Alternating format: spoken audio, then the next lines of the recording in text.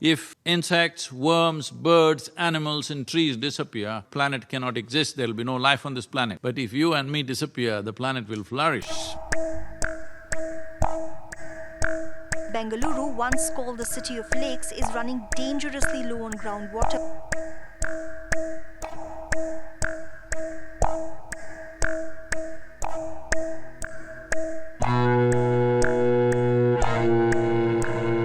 Soil is the issue. If the soil is organically rich, there will always be water.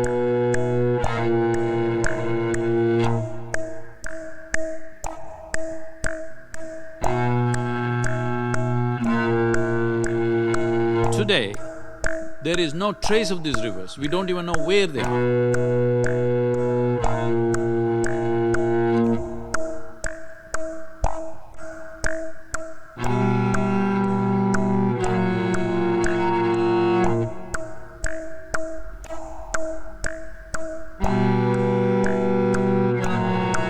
तो एक water tanker की cost 6,000 रुपए तक पहुंच चुकी है।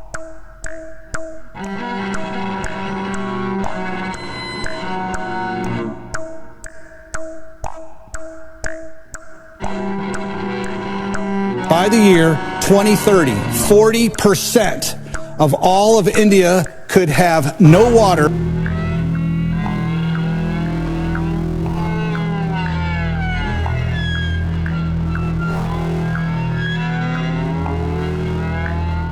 But where is the water gone?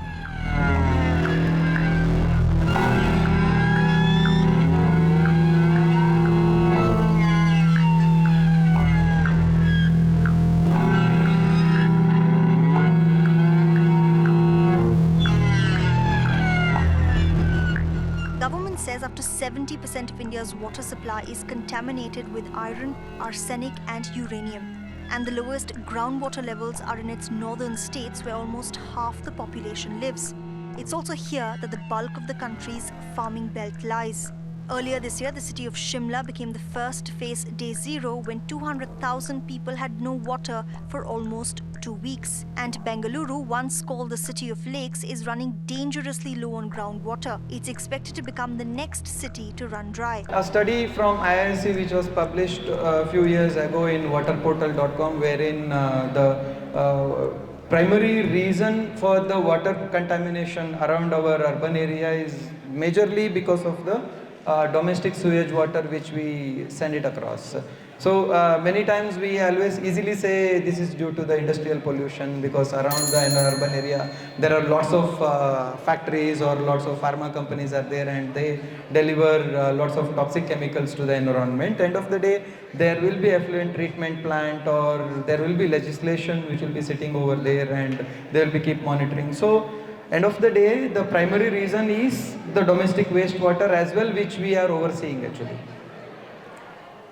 So what we are getting after delivering all these toxic chemicals which is reaching our water body, and end of the day the suburban of area of our city, garden city as such. So in suburban area again, all people are growing vegetables or any kind of a crop, which again after harvesting they don't want to use fresh water for washing as well. Again they jump into the nearest river or the polluted lake. There itself they clean the vegetable and deliver to the city where we are living, and end of the day what the waste we are sending out, it is entering our kitchen again in the name of vegetables or all these crops, right? So with the heavy metal contamination which we are seeing in our all other lakes, as in our suburban area also we are seeing huge contamination of heavy metals. So in a point we are adding harsh chemicals in the name of liquid detergents or any other powder based detergent and other synthetic cleaning products which is reaching our environment, right? That's the example we are seeing in Belandur Lake and even Vartur Lake, and around our city there are lots of water bodies which are contaminated. So because of this accumulation of heavy metals, we are seeing there are lots of lethal issues which we are seeing with the aquatic life. and huge increase in phosphates and nitrates, which is resulting in eutrophication. Eutrophication is it means like the nutrient enhancement in the water body, where the nitrate and phosphates content will increase, and end of the day huge amount of algal growth will happen, and it will be completely of no use for anything. So that's the eutrophication which we are seeing in every other water body around us. When I was a child, there were over 1,020 ponds and lakes in Bangalore city and 3 perennial rivers. I'm talking about perennial water bodies. Today, there is no trace of these rivers, we don't even know where they are anymore. Everything is built upon. And only 82 lakes and ponds existing. Out of this, 44 of them are just sewage water. Only about 36 to 37 perennial water bodies have actual water, rest is all sewage. This has happened in 40 years' time. By the year 2030, 40% of all of India could have no water in their groundwater and no access to drinking water.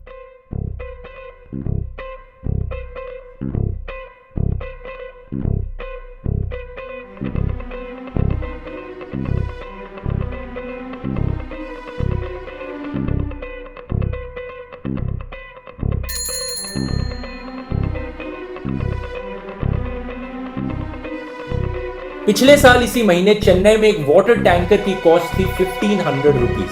एक water tanker से दोस्तों एक family का 15 दिन गुजारा चल सकता है। इस साल दोस्तों एक वाटर टैंकर की कॉस्ट 6000 रुपए तक पहुंच चुकी है, 6000 रुपीज तक पहुंच चुकी है।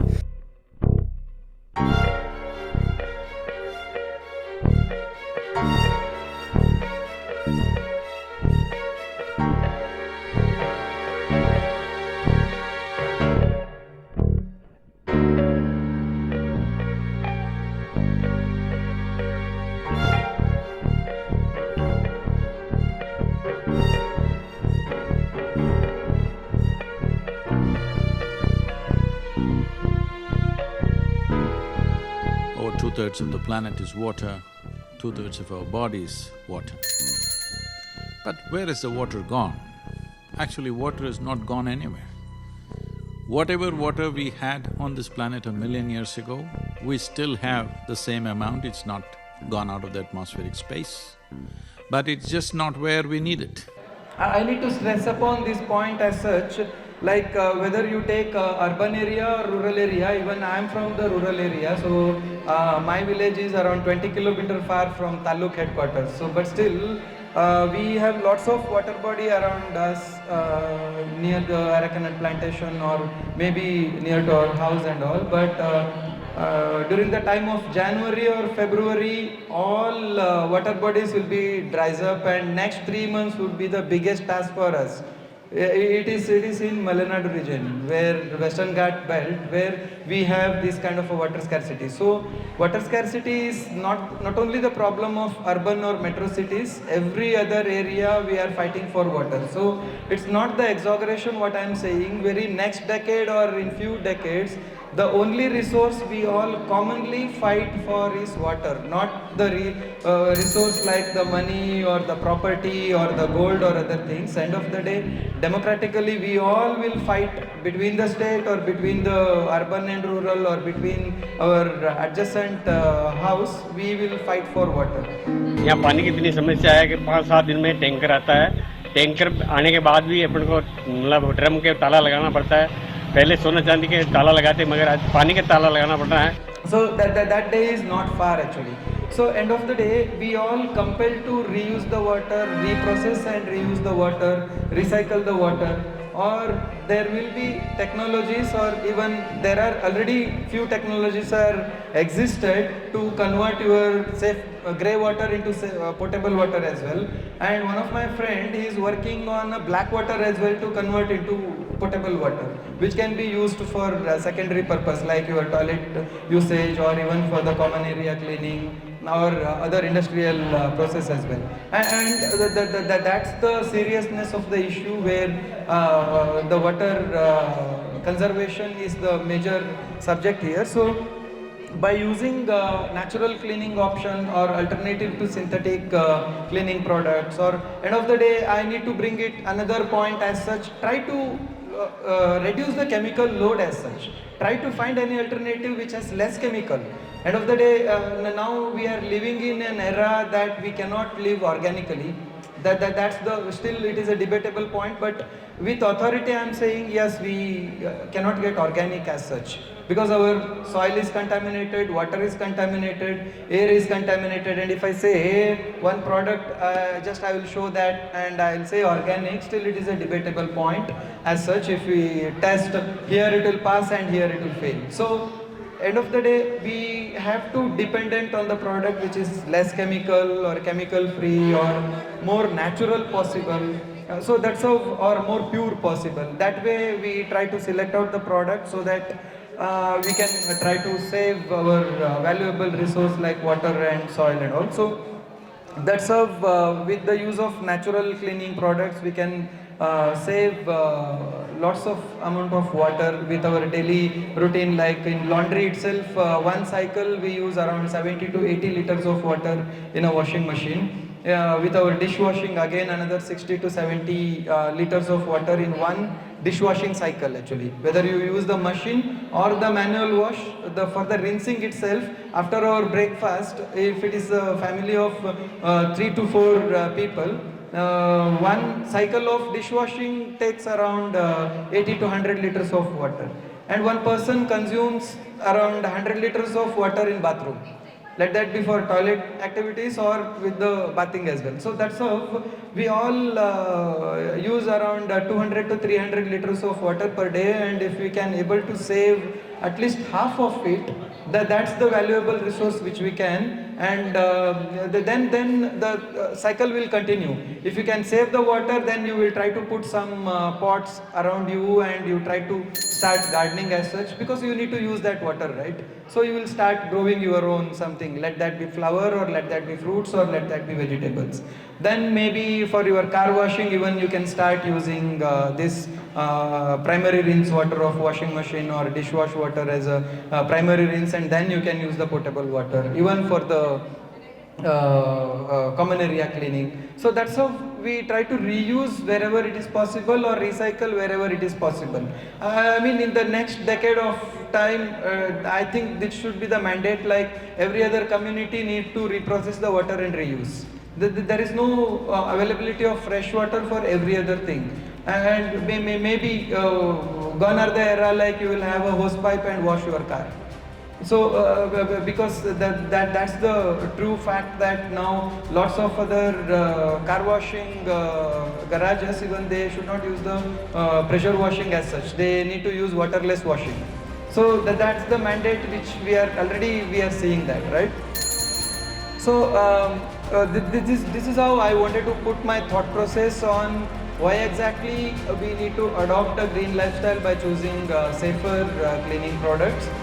What's the need and why?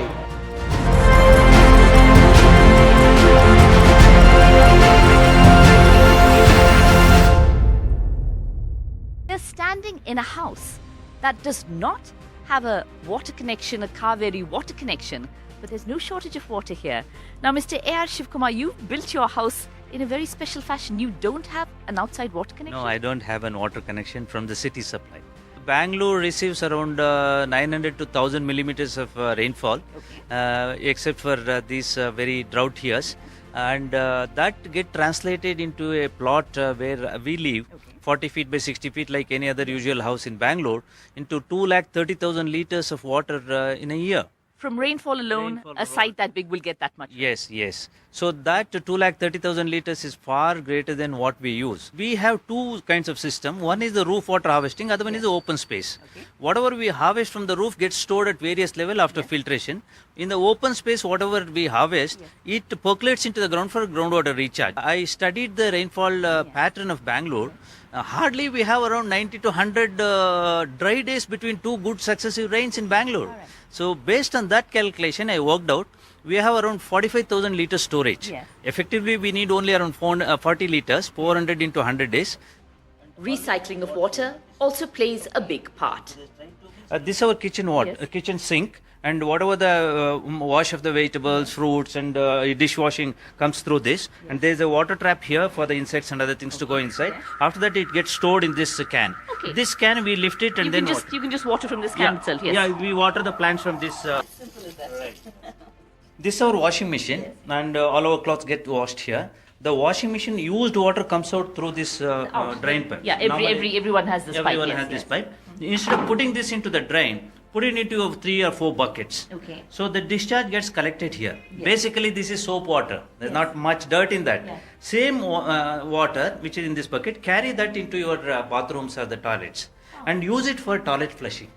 Even the drinking water is treated rainwater. It is a family effort.